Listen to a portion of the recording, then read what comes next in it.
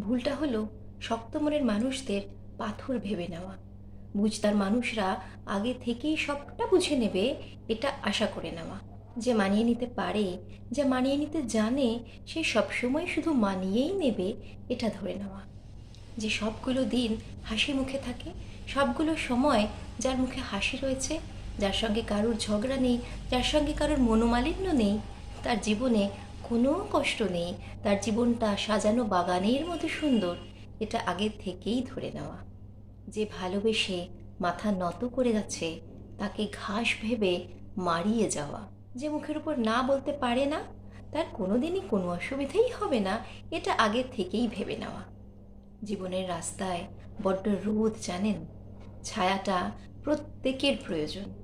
যে সব সময় সব অবস্থায় আপনার পাশে ছাতা হয়ে থাকে, যে সবার পাশেই সব সময় ছাতা হয়ে রয়েছে, তারও কখনো কখনো ছায়ার বড্ড প্রয়োজন।